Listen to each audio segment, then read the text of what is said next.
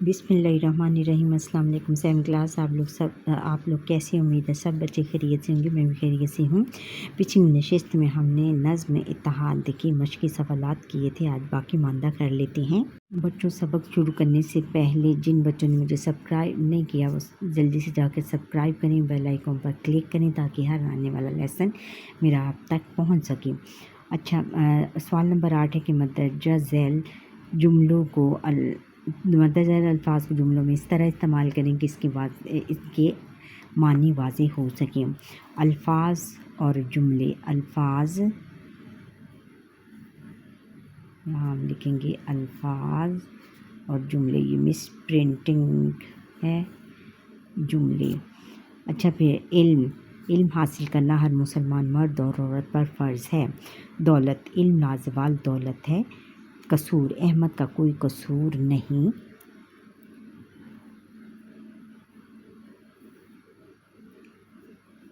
नहीं लिहाजा इसे माफ़ कर दिया जाए। और फिर ग़ुलाम कौमें कभी तरक्की नहीं कर सकती। ख़याल, हमें अपने दिल से दूसरों के बारे में खाम ख्याल नहीं लाना चाहिए। इत्तेहाद, आपस में इत्तेहाद कौमों की तरक्की में बहुत अहम किरदार अदा करता है। अच्छा बच्चों, सवाल नंबर 9 है कि किसी शेर में कही गई बात को वजाहत से बयान करने का अमल तशरीह कहलाता है। इस तसव्वुर की रोशनी में दर्ज झैल शेर की तशरीह करें। शेर ये है कि देखो और कौमों में क्या इत्तेहाद है, दौलत से और इल्म से हर एक शाद है। इसकी तशरीह ये है कि नज़्म का नाम है इत्तेहाद, शायर का नाम है मिर्ज़ा अल्ताफ़ हुसैन आलम लखनवी। तशरीह, इस शेर में शायर मिर्ज़ा अल्ताफ़ हुसैन आलम लखनवी कहते हैं कि देखो ज़रा दूसरी कौमों में कितना इत्तेहाद है और इस इत्तेहाद की वजह से वो पढ़ लिख गए हैं और दौलत उड़ा रहे हैं। यानी इससे शेर में शायर अपनी कौम को गफलत की नींद से जगा कर कह रहा है कि देखो दूसरी कौमें यानी फॉरेन कंट्रीज़ बहुत खुशहाल हैं, पढ़ी लिखी हैं और इसकी वजह ये है कि वो सब इत्तेहाद और इत्तेफाक से खुशहाल ज़िंदगी गुजार रहे हैं और दौलत के मज़े उड़ा रहे हैं। बच्चों, आगे है क़वायद सीखें। सवाल नंबर 10 है, झैल में चंद मुतशाबिह अल्फाज दिए जा रहे हैं, इन्हें तवज्जो से पढ़ें और मानी मालूम करके याद करें। अल्फाज, मुतशाबिह अल्फाज और मुतशाबिह अल्फाज करेंगे। अल्फाज मायने, मुतशाबिह अल्फाज और उसके मायने।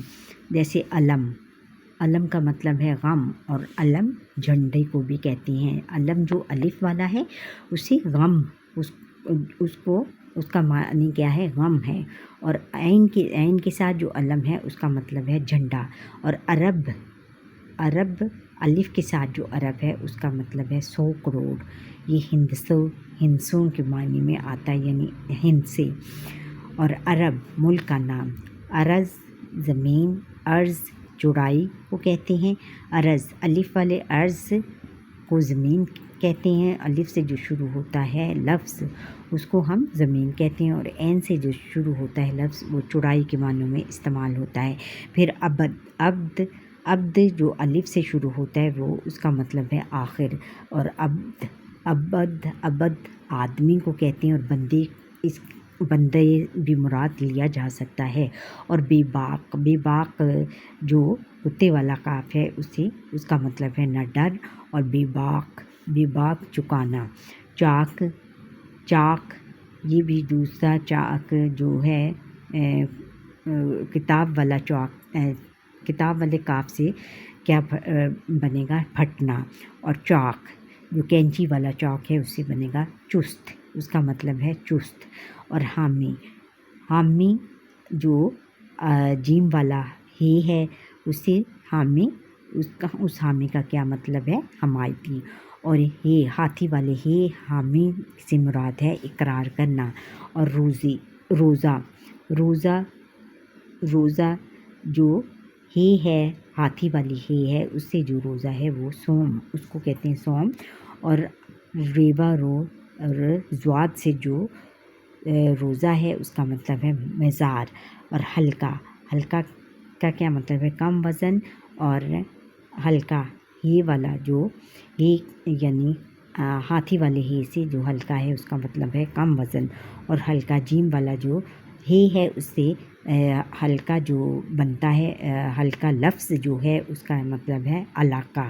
اور ہلال جو ہاتھی والا ہے اس کا مطلب ہے پہلی رات کا چاند، اور حلال جائز یعنی حلال روزی بھی اس سے مراد لی جا سکتی ہے۔ امید ہے کہ آپ کو یہ سمجھ آ گئی ہو۔ آگے ہے کہ تبصرہ، کسی کے متعلق کوئی رائے دینا یا کسی کی خوبیاں اور خامیاں بیان کرنا تبصرہ کہلاتا ہے۔ تبصرہ کرنے والے کو مبصر کہتے ہیں۔ تبصرہ نگار، ادبی اصطلاح میں تبصرہ نگاری سے مراد کسی کتاب یا رسالے وغیرہ کو پڑھ کر اس کی خوبیوں اور خامیوں کے متعلق رائے دینا۔ جیسے تبصرہ نگاری کے بنیادی اصول: تحریر کا مکمل مطالعہ کرنے، احتیاط اور غور سے کام لینا، تحریر کا تعارف کرانا، تحریر کی خوبیوں اور خامیوں کے متعلق بتانا، فنی تقاضوں کے مطابق تبصرہ کرنا، تحریر کی اہمیت بیان کرنا، تحقیقی اور تنقیدی اصولوں کو بروئے کار لانا، انصاف، غیر جانبداری، شائستگی، اعتدال اور معاشرتی اقدار کے مطابق تبصرہ کرنا۔ نمبر 11 ہے کہ مندرجہ بالا اصولوں کی روشنی میں کسی دلچسپ مضمون یا تحریر پر تبصرہ کریں۔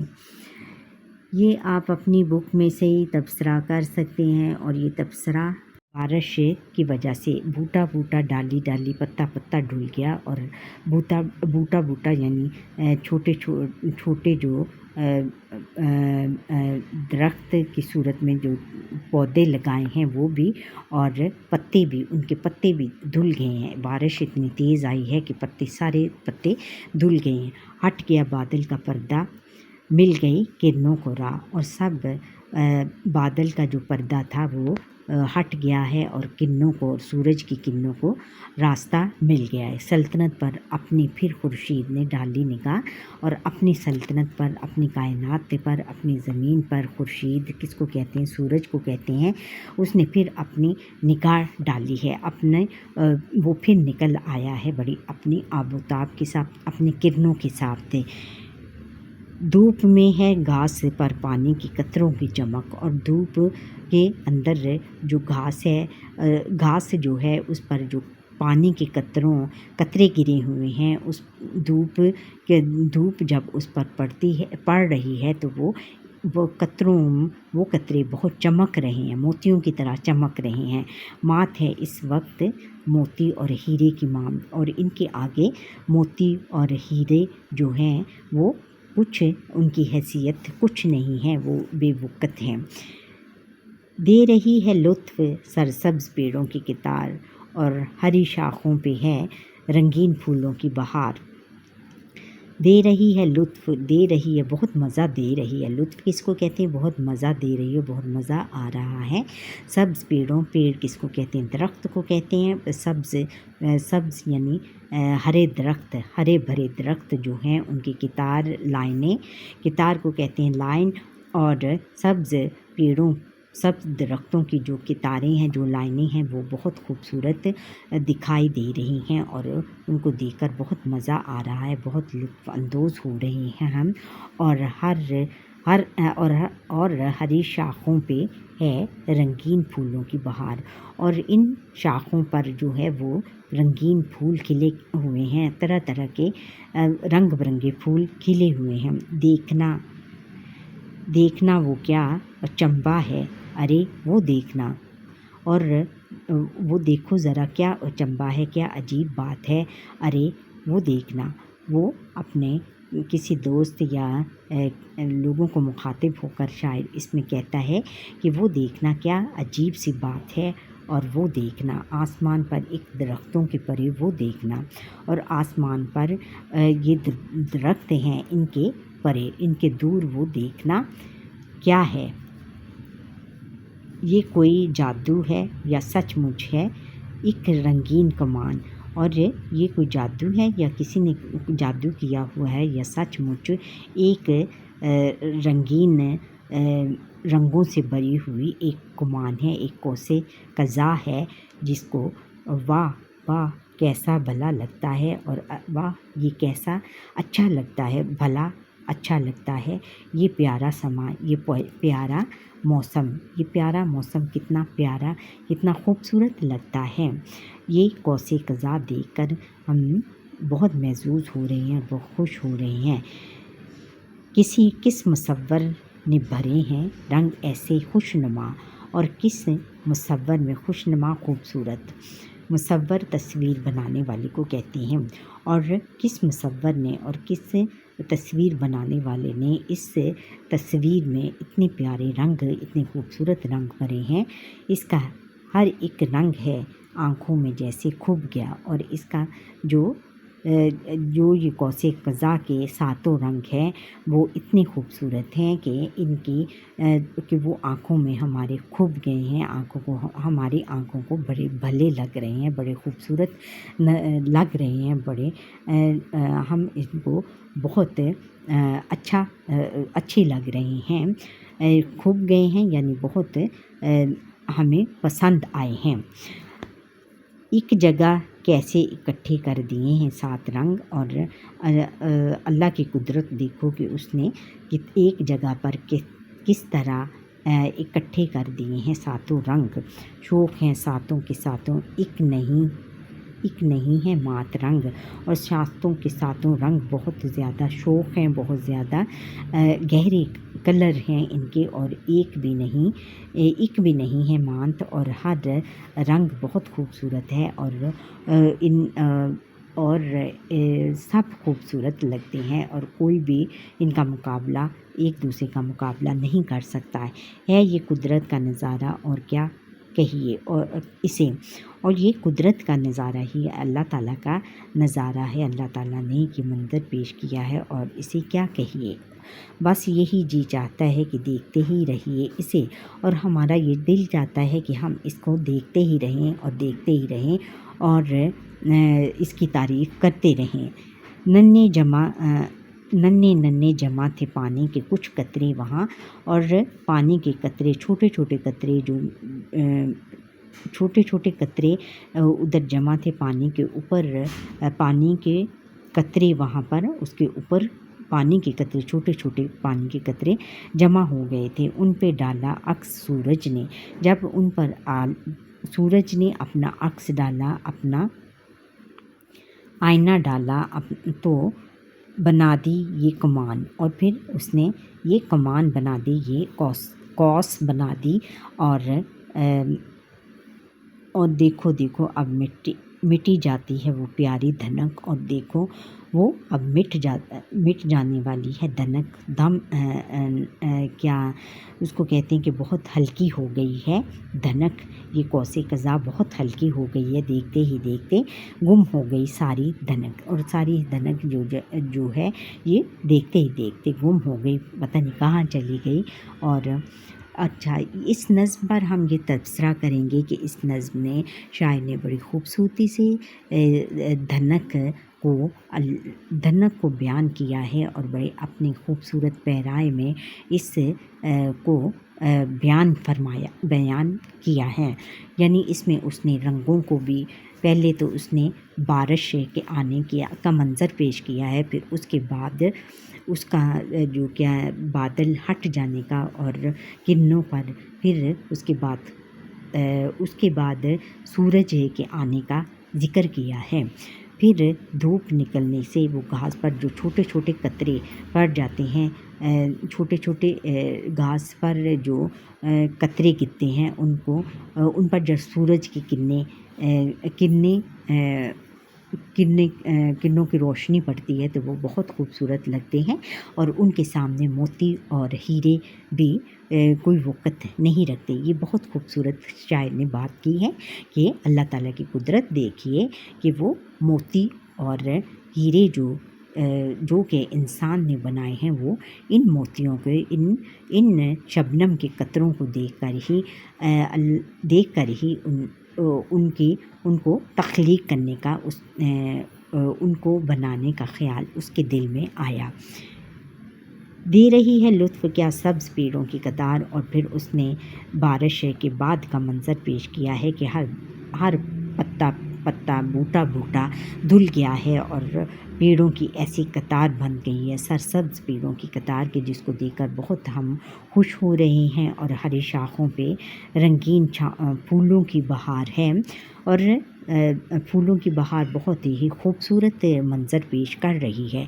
دیکھنا وہ کیا اچنبھا ہے، اور پھر وہ کہتا ہے کہ دیکھنا وہ کیا عجیب سی چیز ہے، اور اس کو دیکھ کر سب آسمان پر پھر وہ دھنک، پھر اگلے شعر میں، اس شعر میں وہ پھر دھنک کی طرف آتا ہے کہ وہ دیکھو آسمان پر کیا عجیب سی چیز آ رہی ہے،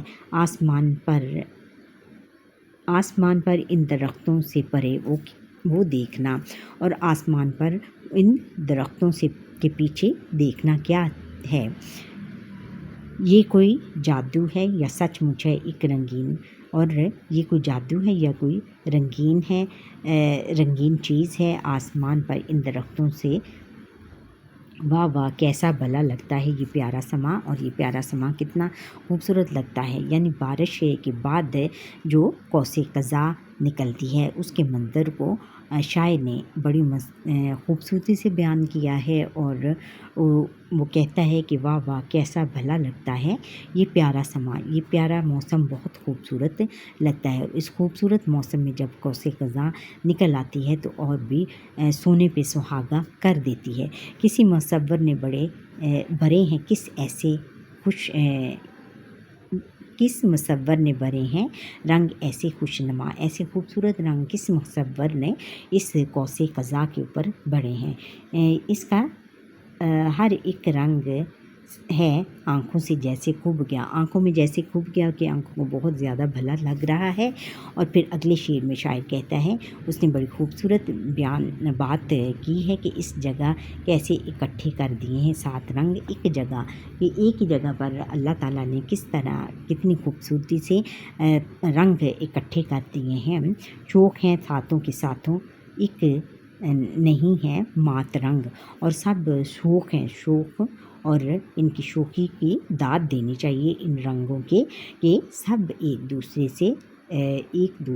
سے بڑھ کر ہیں، اور ان کی جتنی بھی تعریف کی جائے اتنی کم ہے قدرت کا نظارہ، اور کیا کہیے اسے، بس یہی جی چاہتا ہے کہ دیکھتے رہیے، اور ہمارا یہی جی چاہتا ہے کہ دیکھتے رہیے، یعنی اس میں اس نے بڑے خوبصورت انداز میں اللہ تعالیٰ کی بھی تعریف کی ہے، اور قوس قزح کی بھی تعریف کرتے ہوئے کہتا ہے کہ شاعر کہ قدرت کا نظارہ ہے، اور کیا اسے کہیے، اور ہم یہ صرف قدرت ہی کر سکتی ہے ایسا خوبصورت کام، اور بس یہی جی چاہتا ہے کہ دیکھتے رہیے، اور یہ اتنی خوبصورت لگتی ہے کہ ہمارا دل چاہتا ہے کہ ہم اسے ہمیشہ دیکھتے رہیں۔ پھر لاسٹ میں کہتا ہے کہ ننھے ننھے جمع تھے پانی کے جو قطرے وہاں، اور اس کے اوپر جو ننھے ننھے پانی کے قطرے جمع تھے ان پہ ڈالا اشک سورج نے بنا دی یہ کمان، اور ان پر جو سورج نے اپنا عکس ڈالا، اپنا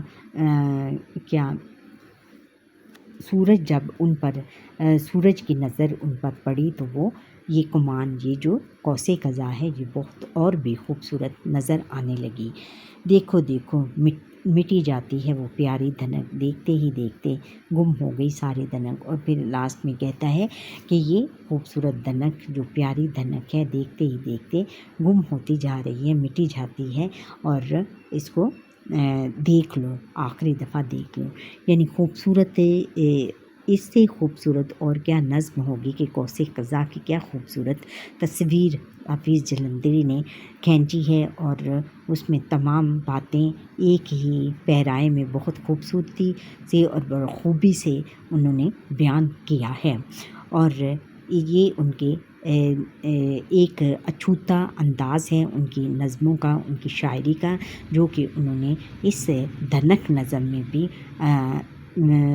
میں بھی نظر آتا ہے، اور قدرت کا بھی انہوں نے تعریف کی ہے، بارش کی، پہلے بارش کے آنے کا موسم بیان کیا ہے، پھر بارش کے بعد کا موسم بہت حسین جو ہو جاتا ہے، اور درختوں کے پتا اور بوٹا دھل جاتا ہے، اور سرسبز درختوں کی قطاریں لگ جاتی ہیں اور بہت خوبصورت وہ سما پیش کرتا ہے۔